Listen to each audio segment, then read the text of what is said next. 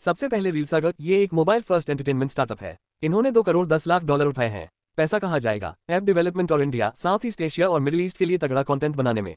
भाई मतलब दुनिया हिला देंगे रील से। फिर आता है वीफ्लोटेक, जो बनाता है vanadium redox flow battery systems. हाँ, सुनने में थोड़ा साइंस प्रोजेक्ट लग रहा है पर काम बड़ा दमदार है। 20.5 मिलियन डॉलर से थोड़ा ऊपर फंडिंग मिली है। अब ये लोग अपना गिगाफैक्ट्री बड़ा करेंगे और यूटिलिटी स्केल बैटरी प्रोजेक्ट्स में जान डालेंगे। अब बात करें कारण बजाज की। भाई वाइटेड जूनियर वाले को फाउंडर है, अब कैंसर केयर में घुसे हैं अपने नए स्टार्टअप कॉम्प्लीमेंट 1 के साथ। 16 मिलियन डॉलर फंडिंग आई है। बोले हैं इस पैसे से हम एक्सपेंशन करेंगे, एआई को जिम भेजेंगे और प्रोडक्ट को स्मार्ट बनाएंगे। अगला है लुजुक, नाम थोड़ा फैंसी है लेकिन काम बहुत जरूरी। ये एक डिजिटल मार्केटप्लेस है सैलॉन्स, स्पास और वेलनेस क्लिनिक्स के लिए। $5,50,000 की फंडिंग आई है। अब ये अपनी टेक ठीक करेंगे और नए पार्टनर्स जोड़ेंगे। और हाँ, ब्रांडिंग भी, ताकि हर गली में बोले लुजो करवा लो, टेंशन मत लो। फिर है TIEA कनेक्टर्स, जो बनाते हैं कस्टमाइज्ड इंडस्ट्रियल कनेक्टर्स। 22 करोड़ रुपए मिले हैं फंडिंग में। बोले अब ऑपरेशंस को स्केल करेंगे, इनोवेशन पे जोर देंगे और कस्टमर एक्सपीरियंस को ऐसा बनाएंगे कि ग्राहक बोले भाई मुझे तो इमोशनल कनेक्शन हो गया TIEA से। अब बात करते हैं नो ब्रोकर की। हाँ, वही जो कहते हैं ब्रोकर मत बनो।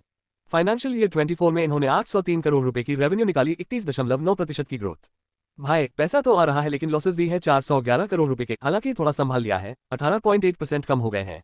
अब इनका EBITDA मार्जिन देखा तो लगा कोई सच्चाई का सामना चल रहा हो, -42.45%।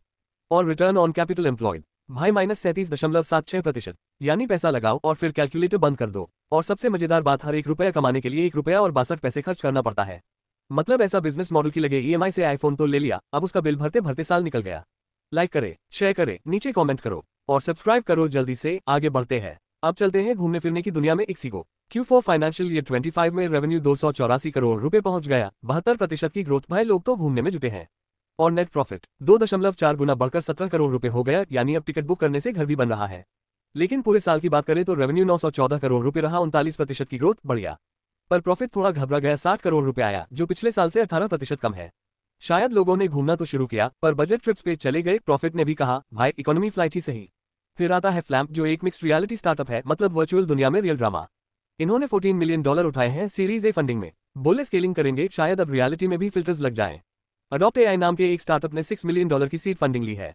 एजेंट एक AI पे काम करते हैं, मतलब AI ऐसा जो खुद ही डिसाइड करे क्या करना है। अब बस यही डर है कि कहीं AI कह दे आज काम मूड पे डिपेंड करेगा। थर्ड ब्रैकेट भी फंडिंग की रेस में है, 5 करोड़ रुपए उठाए हैं। ये स्मार्ट हायरिंग प्लेटफॉर्म है। बोले प्रोडक्ट और AI इंजन पे ध्यान देंगे और ऑपरेशंस को स्केल करेंगे। उम्मीद है अब इंटरव्यूज में HR ना पूछे आपको कहां देखना चाहते हैं 5 साल में। और आखिर में है कॉन्ट्रावॉल्ट, जो एक टेंडर और RFP मैनेजमेंट प्लेटफॉर्म है। इन्होंने 5.1 करोड़ रुपए उठाए हैं। बोले अब एनालिसिस और डेटा की एक्यूरेसी और रेलेवेंस को बेहतर बनाएंगे। मतलब अब सरकार की टेंडर्स भी इतने क्लियर होंगे जितना WhatsApp पे सीन आ जाता है। धन्यवाद।